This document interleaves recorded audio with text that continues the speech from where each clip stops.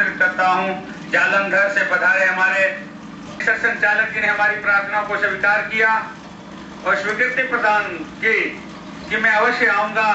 इतने संत जब जहां होंगे तो मैं अवश्य वहां आऊंगा। ऐसे हमारे सरलता प्रेम की मूर्ति और पूरे विश्व केंद्र जिनका नाम है, ऐसे माननीय केसी सुदर्शन जी, माननीय सत्संग चालक जी से प्रार्थना करता हूं कि इस अवसर पर अपना उद्बोधन दें। और इसी के साथ अन्य महापुरुषों से भी मैं प्रार्थना करता हूं कि समय हमारे माननीय सत्संग चालक जी का विशेष अपने अलग ढंग का रहता है, राष्ट्र के प्रति बड़ी व्यापक सोच उनके हृदय में रहती है, तो उनसे प्रार्थना करता हूं कि अपना उद्बोधन दें।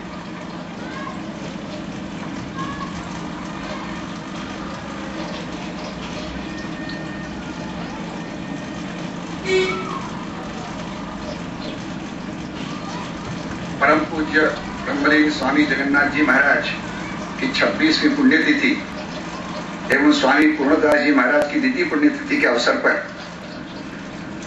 यहाँ पर समवेत समस्त संत मंत महंत महामंडलेश्वर एवं उनके पदचिन्हों पर चलने वाले समस्त धर्म प्रेमी जनता, इस सभा के अध्यक्ष पूज्यपाद स्वामी दिव्यानंद जी महाराज,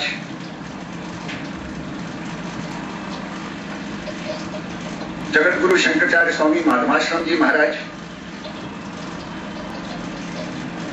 जिनके स्नेहपूर्ण आग्रह के कारण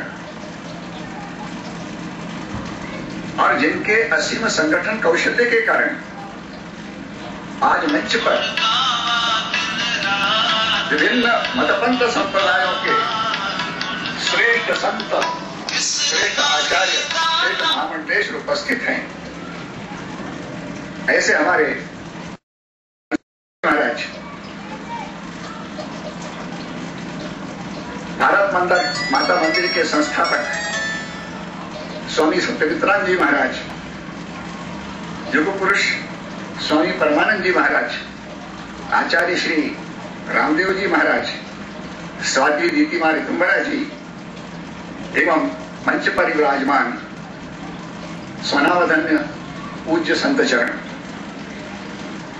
आज यह जो कार्यक्रम हो रहा है, यह कोई यादृच्छा नहीं हो रहा है, ये उस परब्रह्म परमात्मा की इच्छा के अनुसार, उसकी योजना के अनुसार हो रहा है। समाज विज्ञानियों का यह मानना है कि जब कभी आमूलाग्र परिवर्तन सन्निकट होता है, उसके लक्षण 20-25 साल पहले से मिलना शुरू हो जाते हैं। प्रमुख रूप से 5 लक्षण बताए गए हैं। पहला है आत्मनिर्वासन, मतलब हमारी कथनी और करनी में कोई तालमेल नहीं है। आज जैसे अनेक नेता लोग कहते कुछ है, करते कुछ है, तो ये एक पहला लक्षण ये अपने को दिखाई दे रहा है। दूसरा लक्षण है हिंसात्मक अपराधों में वृद्धि। ये भी हम चारों तरफ देख रहे हैं। आतंकवाद जिसके बारे में हम बोल रहे हैं,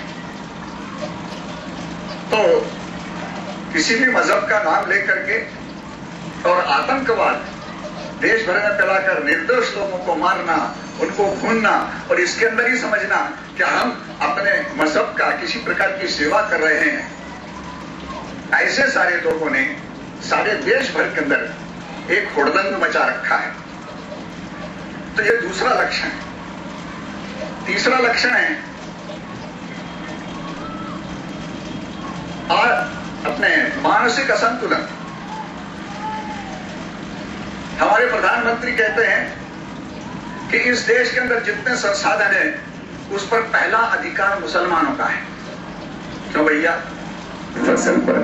संतुलन का दूसरा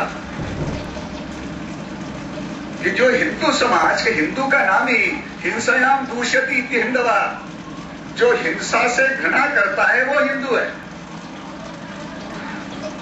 और जिसने कभी हिंसा नहीं की, कोई बदलाए काबुल में जाकर कितनी मस्जिद तोड़ी, अरे भूभाग नहीं शत शत मानव के हृदय जीतने का निश्चय, हिंदू तन मन हिंदू जीवन रग रग हिंदू मेरा परिचय।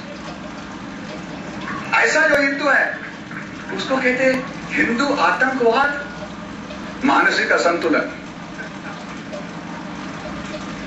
तीसरा है सामाजिक विघटन। हम जैन हैं, हम हिंदू नहीं हैं। हम सिख हैं, हम हिंदू नहीं हैं। हम लिंगायत हैं, हम हिंदू नहीं हैं। हम दलित हैं, हम हिंदू नहीं हैं।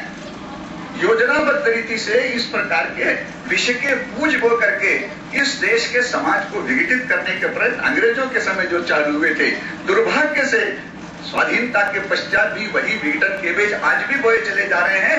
आज भी इसी प्रकार का प्रयत्न दुर्भाग्य से चल रहा है। लेकिन पांचवा लक्षण है धार्मिक आस्थाओं में वृद्धि।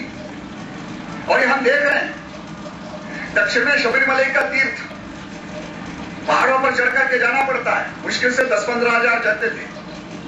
पिछले साल 6-7 लाख लोग गए। पंढरपुर संत ज्ञानेश्वर की समाधि पास में आळंदी है। वारकरी संप्रदाय के 15-20 हजार लोग जाया करते थे।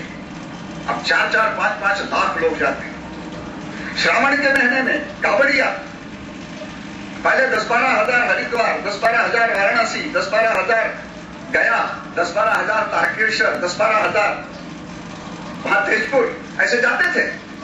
अब श्रावण के महीने सारे उत्तर भारत के अंदर जय बम जय बम जय बम करके लाखों कांवड़िया जाते हैं। उनके लिए विशेष व्यवस्था करनी पड़ती है।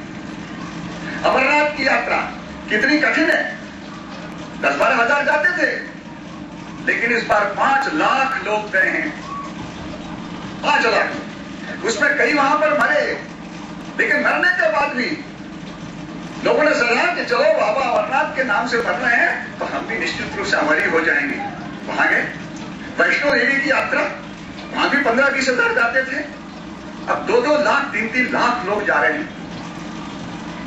और फिर हमारे जितने पूज्य संत हैं, कोई बाबा रामदेव हैं, कितने हजारों लोग सुनने आते हैं। कोई आसाराम बापू हैं, कोई मुरारी बापू हैं, कोई प्रणव पंड्या हैं, तो कोई श्री श्री रविशंकर महाराज हैं। और हमारे जितने बड़े बड़े यहाँ पर और संत बैठे हैं, सतवित खान जी वगैरह, सब सुनने के लिए कितने हजारों लोग आते हैं। धार्मिक आस्थाओं में वृद्धि। और उनका कहना है कि जैसे जैसे परिवर्तन का बिंदु निकट आएगा, इन सारे लक्षणों में वृद्धि होगी। एक बार परिवर्तन का बिंदु पार हो गया तो सारे बुरे लक्षण समाप्त हो जाएंगे और केवल अच्छे लक्षण रह जाएंगे। वो परिवर्तन का बिंदु कौन सा है? स्वामी विवेकानंद ने 1894-95 में अपने गुरु भाइयों को पत्र लिखा था कि 1836 में जब स्वामी रामकृष्ण परमहंस का जन्म हुआ तो स्वर्ण युग का प्रारंभ हुआ। युग परिवर्तन की प्रक्रिया का सूत्रपात हुआ। और ऋषि अरविंद ने कहा था युग संधि का काल 175 वर्ष का है। जैसे दिन और रात के बीच में सांझ होती है, रात और दिन के बीच में और विषक काल होता है, संधि काल कहते हैं। ऐसे एक युग बीत गया, दूसरा युग प्रारंभ होगा। इसके बीच का कालखंड ये 175 वर्ष का है। आप 1836 में जोड़िए तो आता है 2011। 2011 भारत के उत्कर्ष का काल प्रारंभ माना जाएगा। उस दिन भारत का भाग्य सूर्य उदित होगा और भारत संपूर्ण विश्व का नेतृत्व करेगा। आज इस ऐतिहासिक क्षण में जितने भी संत महापुरुष हैं, सब ने मिलकर के धर्म रक्षा समिति का और गठन किया है। धर्म इस देश का आधार है। धर्म यानी रिलीजन नहीं, अंग्रेजों ने और हिंदू धर्म यानी हिंदू रिलीजन कह के उसको और एक संप्रदाय के रूप में गठित करने का प्रयत्न किया। आज भी हिंदू को संप्रदाय कहते हैं, ये गलत है। धर्म संपूर्ण जीवन का नहीं, संपूर्ण विश्व को धारणा करने वाली, धारणा करने वाली है। सर्वोच्च न्यायालय के 3 और निर्णय इस प्रकार के हैं जिसमें कहा कि हिंदू किसी मजहब का नाम नहीं है, हिंदू उस जीवन पद्धति का नाम है जो ऐसे सिद्धांतों को लेकर के चलती है कि जो संपूर्ण जीवन का धारण करती है।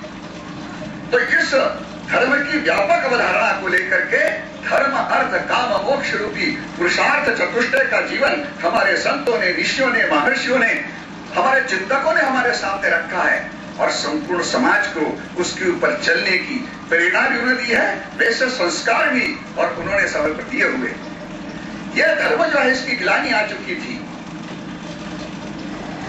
भगवान श्री कृष्ण ने जब धर्म की ग्लानि आई थी उस समय जितना भी देश का नेतृत्व करने वाला नेता वर्ग था वो भ्रष्ट हो गया था। ब्राह्मण संस्था के पतन के प्रतीक थे द्रोणाचार्य। लड़के को दूध में मिला जाके राजा की चाकरी कर ली।